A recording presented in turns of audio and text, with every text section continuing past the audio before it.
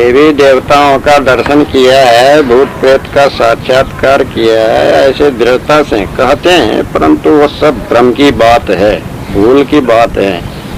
तो सदगुरु कबीर साहब कहते हैं ये तो सावज की गति हो गया, जानवर की गति हो गया, मनुष्य की गति नहीं हुआ।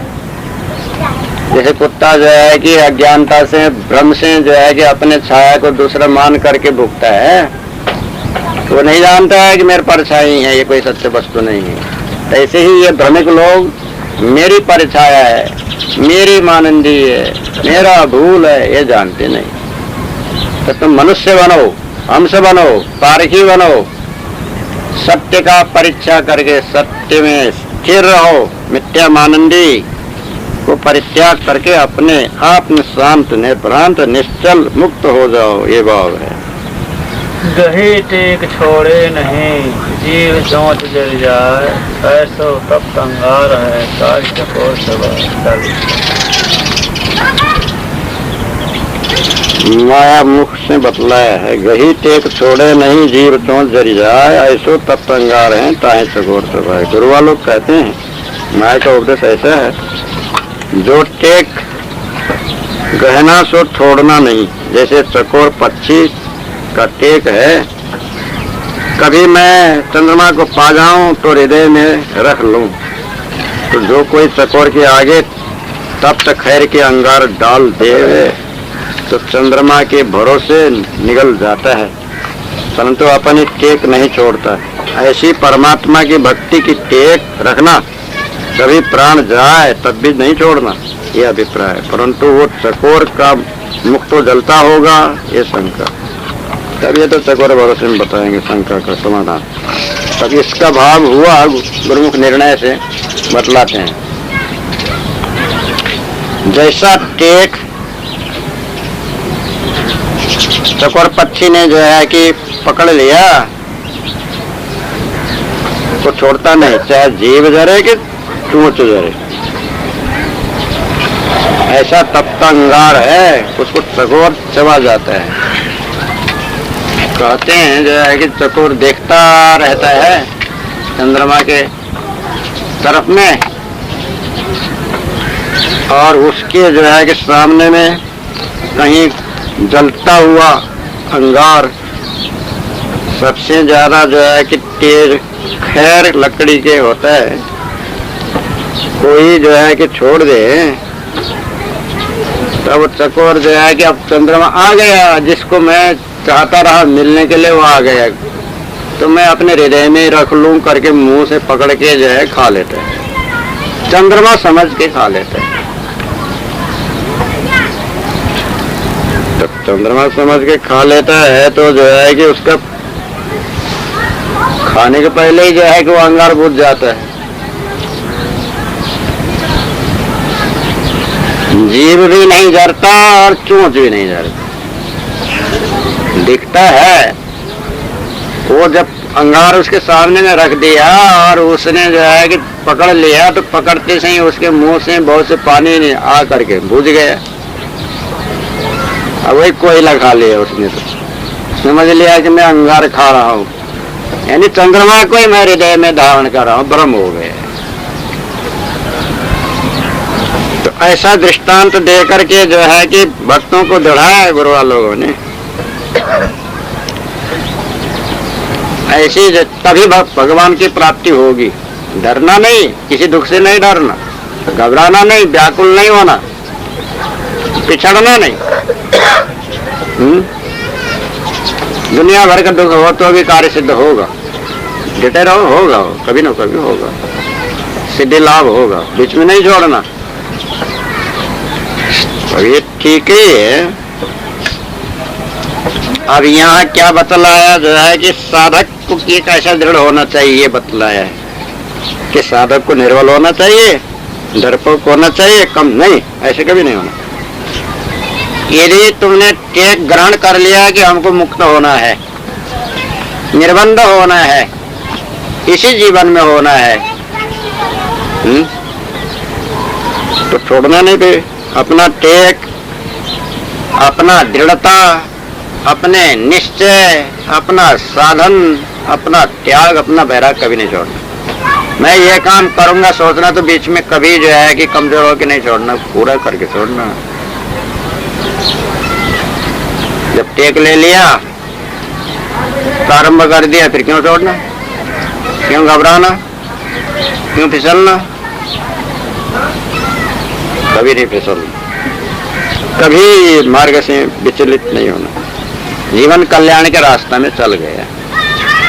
एक तो मन ही नहीं लगता है, इच्छा ही नहीं होती है, और ऐसी जो है कि चाहने ही नहीं होती, कभी हो गया। साधु संत महात्मा गुरु के शरण में आ ही गया और भेष ही ले लिया, तो मुक्ति के ले लिया होगा भेष, तो तब फिर क्यों कायर होना, बीच में क्यों भूलना, क्यों सुस्त मुस्त आलस्य होना, क्यों पिछड़ना? थोड़ा सा कष्ट के लिए सहन करके पूरा क्यों नहीं करना?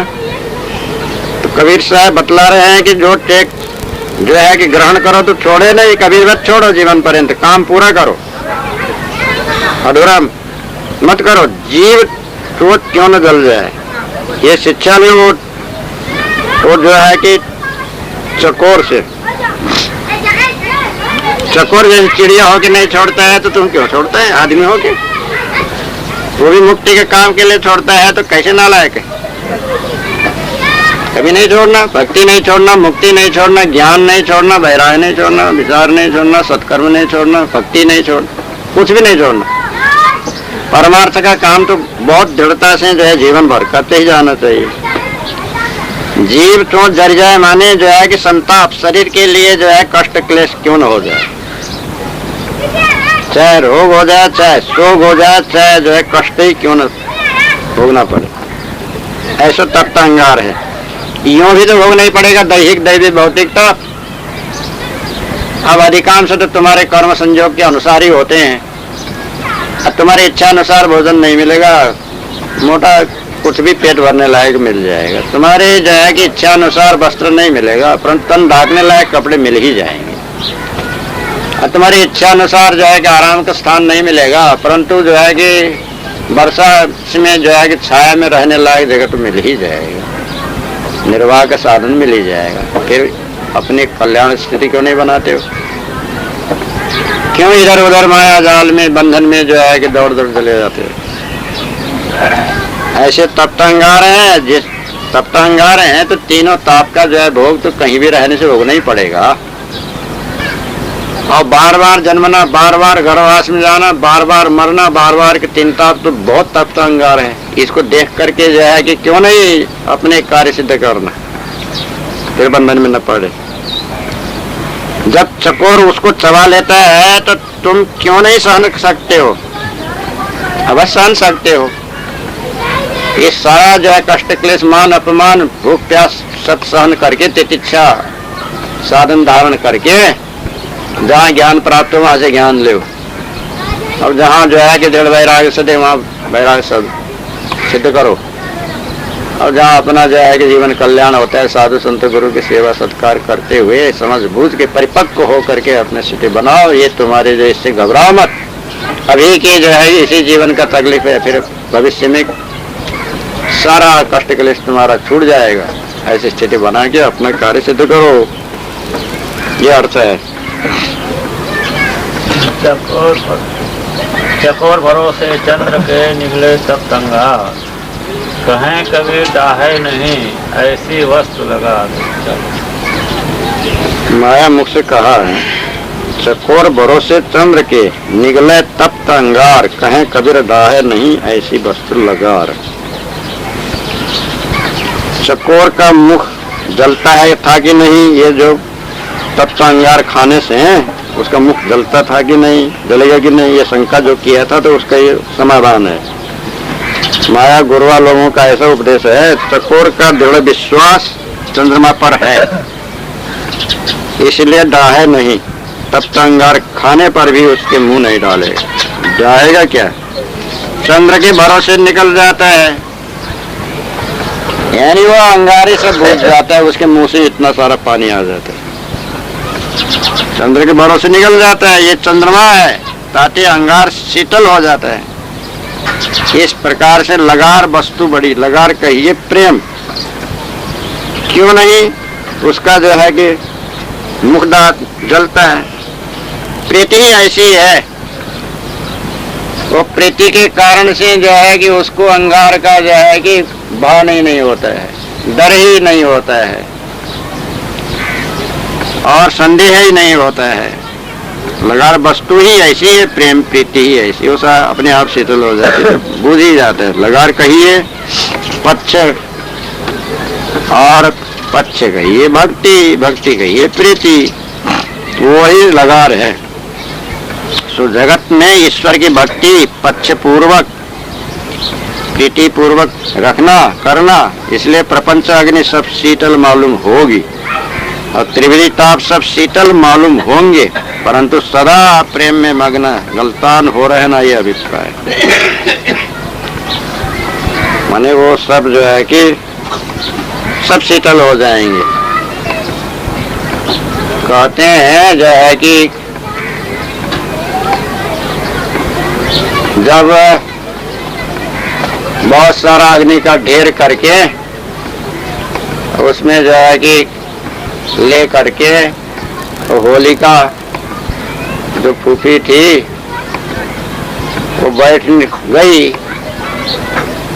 तो आग में जो है कि प्रज्वलित देख के थोड़ा सा मन में संकोच हुआ, तो उसी समय में एक खंभे में जो है चींटी चलती हुई दिखी प्रहलाद को। इतने चींटी छोटी छोटी तो चल रही है, तो जो है कि भगवान के भरोसे ये सब आग भी शीतल होगा। फिर आंख मूंद लिया, ध्यान कर लिया।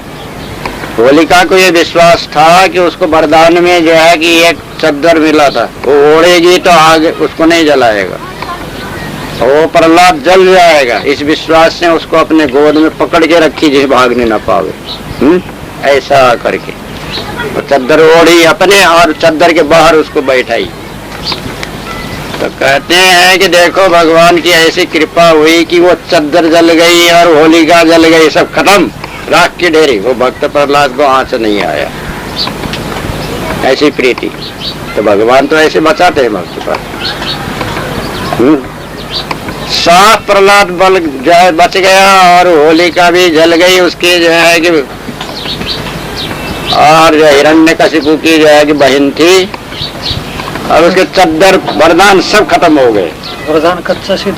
हाँ बस, क्योंकि भक्त के लिए प्रयोग किया इसलिए कच्चा हो गया। किसने कर दिया? वो विष्णु भगवान ने।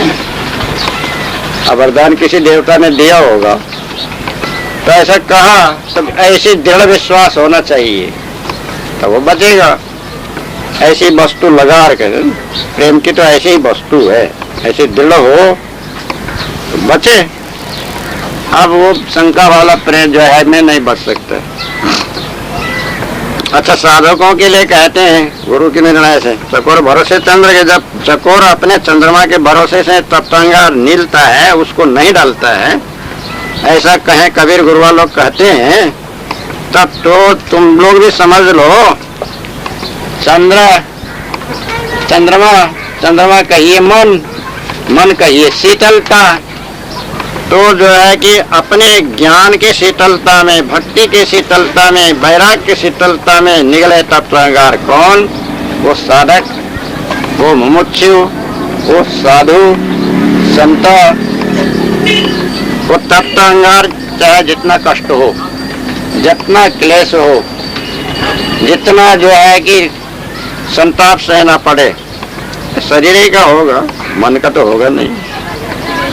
वो निगले मैंने सहन करेगा, ज्ञान की जगह ज्ञान प्राप्त करेगा, भक्ति की जगह भक्ति पूरा करेगा, वैराग्य की जगह वैराग्य पूरा करेगा। वो जो है कि जितना मान अपमान को सहन करेगा, शोक को सहन करेगा, भूख प्यास को सहन करेगा, ठंडी गर्मी को सहन करेगा, वो पूरा ही करेगा।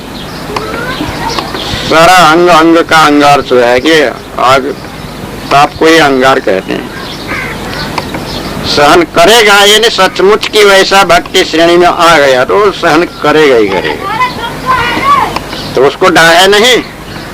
हाँ, दुख होता है, कष्ट होता है, क्लेश होता है, नहीं होता है ऐसा नहीं, परंतु मानता नहीं। मुझे दुख हो गया, मुझे जो है कि हानि हो गया, अब मुझे ये जो है कि व्यर्थ में सहना पड़ रहा है, ये नहीं मानता है। मन उसका दुखी नहीं होता है। कबीर साहब कहते हैं मन से जो है शांत, निर्भ्रांत, निश्चल, संतुष्ट रहता है, इसलिए वो परीक्षा में पास हो जाता है। मन में कोई भी डाह नहीं होता है, ईर्षा नहीं होती, द्वेष नहीं होता, छल नहीं होता, कपट नहीं होता, प्रपंच नहीं होता, लोभ काम क्रोध मोह का जो है कि उद्वेग नहीं होता। ऐसी वस्तु लगा कहते हैं प्रेम प्रीति किसकी? जीवन कल्याण की, मोक्ष की प्रीति, भक्ति के, ज्ञान की प्रीति। और जो है ऐसे जो है कि वो सच्चा प्रेम प्रीति होगा तो ऐसे ही होगा, उसके मन में जो है कि कोई दुख संताप कष्ट क्लेश का जो है विघ्न बाधा नहीं आएगा, वो अपना कार्य सिद्ध कर लेगा। ऐसे कोई बिरले ही करोड़ों में कोई एक निकले नहीं निकले तो जो है, परंतु होगा ऐसे ही। ऐसे निकलने वाला है वो इसी जन्म में अपना सारा जो है कि जीवन मुक्ति का कार्य सिद्ध करके स्थिति पर जो है कि पहुंच जाएगा और बीच में कभी जो है बिछुड़ेगा नहीं, विचलित नहीं होगा। ऐसी स्थिति तुम लोग बना लो, अपना कार्य सिद्ध कर लो। ये सदगुरु कबीर साहब का भाव है कहने का। झेल मिल झगड़ा झोलते बाकी छुटी न पाओ, गोरख हटके कालपुर कौन कहावे साफ जालिस। झिली मिली झगड़ा झूलते बाकी छूटी न काहू, गोरख हटके कालपुर कौन कहावे साहू। 42 गुरुमुख सदगुरु श्री कबीर साहब कहते हैं झिली मिली झगड़ा कहिए तारक योग, खूब चमकदार। झिलिमिली उसको कहते हैं जो चमकदार, चमचमाहट। अब झगड़ा कहते हैं चमचमाहट में झगड़ा। अब यहाँ तारक योग, इसमें संसार सब झूलने लगा। कोई सन्मुखी ये जो है मुद्रा है, कोई खेचरी मुद्रा करने लगा, कोई सन्मुखी मुद्रा करने लगा, कोई भूचरी मुद्रा करने लगा, कोई चाचरी मुद्रा करने लगा, कोई सांभवी मुद्रा करता है, कोई उन्मिलनी मुद्रा करता है, कोई अगोचरी मुद्रा करता है, कोई आत्मभावनी मुद्रा करता है, कोई पूर्ण बोधनी मुद्रा करता है, कोई सर्वसाक्षिणी आदि मुद्रा करने लगे।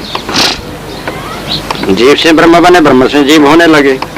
झिलमिल कहिए ज्योति स्वरूप परमात्मा, उसका झगड़ा वेद। उस वेद के प्रमाण से संसार में ब्रह्मादि ऋषि सब झूलने लगे, कोई बाकी नहीं छूटा, बाकी छूटे नहीं कहो। सब झूल रहे हैं, आ रहे हैं, जा रहे हैं, ऊपर नीचे हो रहे हैं। यह अभिप्राय गोरखनाथ सरी है, गोरख हट के कालपुर कौन कहा वे सब।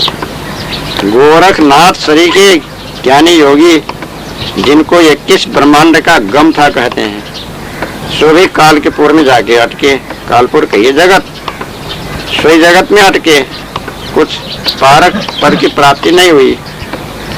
इसलिए चोर कहते हैं जो योगी भ्रमर गुफा में काल के डर के मारे छिपे रहते हैं, छिपना ही चोर का काम है। परंतु काल कुछ उनके परखने में नहीं आया। वो तो भ्रमर गुफा में गए परंतु काल उनके संग ही रहा। उनकी कल्पना ही उनका काल, जिसको उन्होंने ब्रह्मा आत्मा निर्विकल्पा ऐसा माना, स्वयं उनका काल कल्पना ब्रह्म। ब्रह्म बन के जगत रूप आप ही बने रहे। ये संतो काल का कुछ रूप नहीं है, समय है, भ्रम है, भूल है, भास अध्यास अनुमान कल्पना मानंद स्वयं जीव का काल बना हुआ है। तो गोरख सरी के बड़े बड़े योगी कालपुर में अटके। अब बिना पारक कौन कहावे साहू, तो पारक बिना सब चोर। क्योंकि तत्वों का अध्यास, तत्वों का भास, तत्वों का अनुमान, तत्वों की कल्पना, तत्वों की वासना, तत्वों की देहा, तत्वों की समाधि, इसको मैं और मेरी ऐसा जो माने सो चोर। तो ये सब छिपे। अब कौन साहू कहाएगा, कौन पारकी कहलाएगा, कौन सच्चा जो है कि मुक्त कहलाएगा? नहीं कहलाएगा। तो इसलिए जो है चोर नहीं होना, साधु होना, साहू होना। तो झिलमिली झगड़ा, एक तो ज्योति स्वरूप परमात्मा को मान करके जो है कि झूलने लगे, अब उसी में झगड़ने लगे। परमात्मा कैसा है? ज्योति स्वरूप है। तुमने साक्षात्कार किया? वो कहता हाँ मैंने किया। कहता है नहीं, वो नहीं, आनंद होना चाहिए। ज्योति मात्र देखने से नहीं। ब्रह्मानंद परमानंदम ब्रह्मानंदम परम सुखदम केवलम ज्ञानम। बिल्कुल ब्रह्मानंद में निमग्न बेहोश भी होना चाहिए। अच्छा, बेहोश तो अभी नहीं हुआ है। एक कहता है कि वो ब्रह्मानंद को भी हमने जान लिया। तो ऐसे ही करके जो है कि कहीं आनंद स्वरूप, कहीं ज्योति स्वरूप, कहीं अनाद स्वरूप, कहीं जो है कि रस स्वरूप, कहीं जो है गंध स्वरूप, झिलमिल झलामलम समस्त विश्व तेज में बखानी। झलमल झलमल जो है कि चमकदार जितने हैं, चकाचौंध कर देने वाला, उसी को झिलमिल कहते हैं।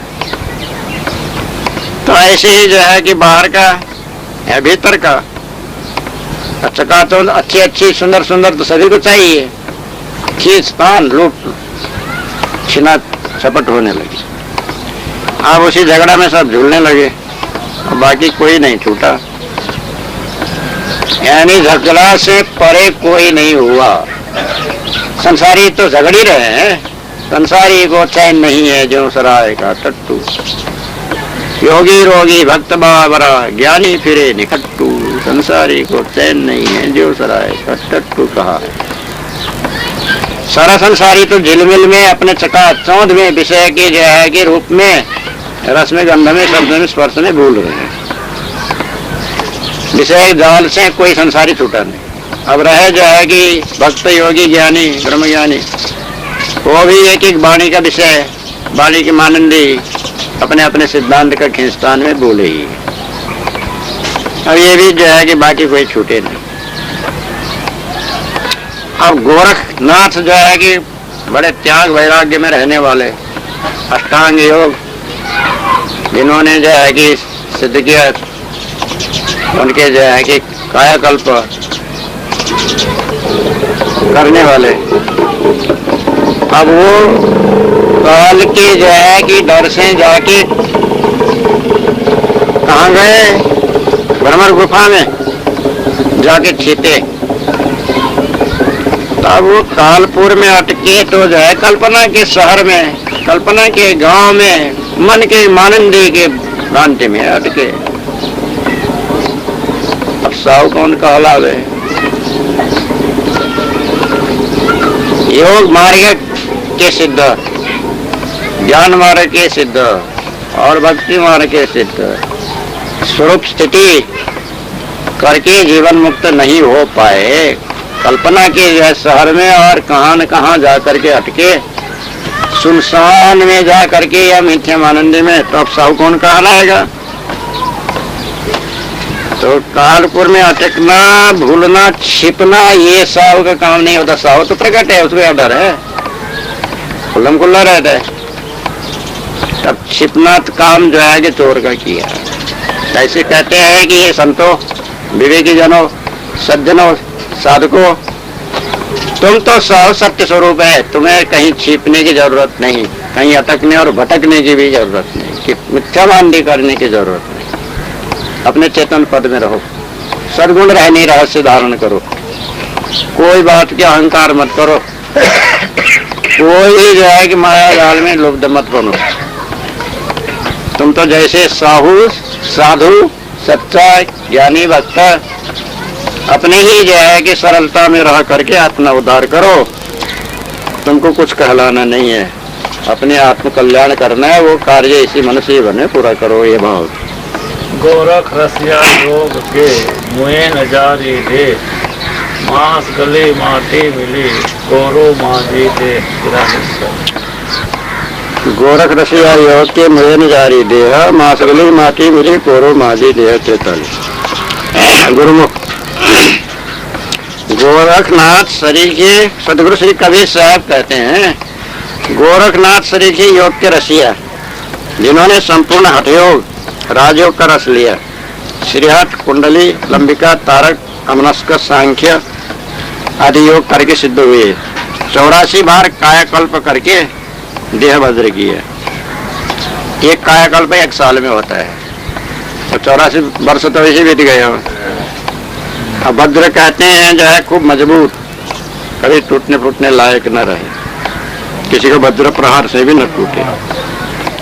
तो ऐसे 84 कल्प करके देह वज्र किया मांस सब गल करके मट्टी में मिल गया और हार नाड़ी गुदा सब गल के एक हो जम गया है और हीरा ऐसी देह चमकने लगी, ऐसा गुरुआ लोगों ने माना है। ऐसी साधना किया कि ना देह कभी जले न गले, ऐसा योग का रस लिया और सिद्ध हुई, परंतु पारक बोध स्वरूप स्थिति के बिना वो भी उनका शरीर भी नाश हो गया, ब्रह्मधोखे में पड़े, जैसा स्थिति चाहिए वो कर नहीं पाए। तो ऐसा कहा तो जो है कि सबसे ज्यादा रसिया कहते हैं रस लेने वाले प्रेमी गोरखनाथ हुए, लय तारक मनस्क सांख्य लंबिका राजकुंडली हठ अष्टांग योग आठों के आठवें पूरा सिद्ध कर दिया, साधन कर लिया। ये शरीर भी ना मरे जले भी नहीं, ऐसा शरीर को वज्र बनाने के लिए मजबूत बनाने के लिए उन्होंने अपने दृढ़ता किया था। एक तो शरीर मरे नहीं, दूसरा गले नहीं। और कायाकल्प करने पर जो है कायाकल्प के समय में जो है कि मांस भी गल गया, मट्टी में मिल गया, कोरों का ये हड्डी देह की जो हड्डी मज करके एकदम चमकदार बन गई, हड्डी में इतनी शक्ति आ गई, खूब चमकने लग गई। कायाकल्प करने वाले की संपूर्ण नया जो है कि चमड़ी आ जाती है, केचुली शरीर बदल जाता है, अब बूढ़े के शरीर झुर्री नहीं रहती है, जवान के शरीर एकदम चिकन एकदम जो है सुंदर शरीर दिखता है, ऐसा वर्णन किया है। तो ऐसा उन्होंने किया, जैसा कोरा बर्तन जो है चमकदार होता है, मला हुआ बर्तन खूब साफ चमकदार होता है, ऐसे जो है कि हड्डी को भी जो है चमकदार सुंदर और बाहर की चमड़ी को भी सुंदर बनाया, रिष्ट पुष्ट बलिष्ठ जो है बनाया। ऐसे जो है कि देह की परिपुष्टि बनाई, परंतु जो है कि स्वरूप स्थिति न होने से और अन्यत्र कहीं का जो है आनंदी दूर दूर की जो है कल्पना होने से और स्थिति तो नहीं हुई और शरीर तो उनके भी छूट गए, मरे नहीं जरे नहीं ये सोचते थे, वैसा नहीं हुआ। शरीर नाशवान होने से गोरखनाथ का भी शरीर छूट गया और शरीर छूटने के बाद में फिर जो है कि समाधि की है तो जल गया और मट्टी भी मिल गया। शरीर तो नाशवान ही है, शरीर को अविनाशी कोई बनाना चाहे बन नहीं सकता है, इसलिए शरीर अविनाशी बनाने के पीछे मत पड़ो और ये कायाकल्प भी मत करो और नाहक में जो है कि बहुत बरस तक जो है कि योग साधना में बिता करके आयु को भी खत्म मत करो। सत्संग द्वारा सब ब्रह्मभूल कल्पना मानंदी मिटा करके रूप स्थिति दृढ़ निश्चय निर्विकार निर्मल मन बना करके अपना जीवन सफल करो, ये भाव है। बनते भाग बेहड़े पर करहा अपने गान, वेदन करहा कासो कहे को करहा को जान चौल। बनते भागी बेहड़े परा करहा अपनी बान, वेदन करहा कासो कहे को करहा को जान। 44 गुरुमुख सदगुरु कहते हैं, बन कहिए बाणी, बाणी कहिए संसार, करहा कहिए खरहा, खरहा कहिए सस्सा, सस्सा कहिए खरगोश, खरगोश के समान जीव। बेहड़ा कहिए खांच, खांच कहिए ब्रह्मरंध्र, ब्रह्मरंध्र कहिए भ्रमण गुफा, अथवा भेष षड दर्शनों का, ये सब खांच ही खांच है। तो संसारी जीव संसार में महादुख जान करके भेष में आए, कहीं बैरागी गुसाई भय, तब वहाँ नाना बंधन नाना व्यवहार में बंध गए। वहाँ गृहस्थों की टहल करके पेट भरता था, यहाँ भेष की टहल करके पेट भरने लगा। और वहाँ पेट भरने के निमित्त नाना उद्यम, मन की फिकिर, यहाँ भीख मिलने की फिकिर, वहाँ घर की फिकिर, यहाँ मठ की फिकिर, वहाँ बेटी बेटा का मोह, यहाँ चेली चेला का मोह, वहाँ जगत विषय की उपाधि, यहाँ वेश विषय की उपाधि। तो जैसा सस्सा वन में था तो मोकला था, वन जा साधुओं के डर के मारे भागा वन जंतु जी, जो एक जानवरों के डर से भागा खरगोश, तो बेहरे कहते हैं खांच में पड़ा। अब खांच में से तो खरगोश कुछ बाहर निकल नहीं सकता है, ऊपर नहीं आ सकता है, तो बंधन में कैद हुआ और वहां बहुत दुख मालूम होने लगा। तो वो ससा अपना दुख किससे कहे और उसके दुख को कौन जानता है? अगर बाहर के खरगोशों से उसने अपना दुख कहा तो दुख कुछ छूटता नहीं और अहमकता ही अज्ञानता ठहरती है। इसलिए वो ससा अपने मन ही में सुसुक के मरता है।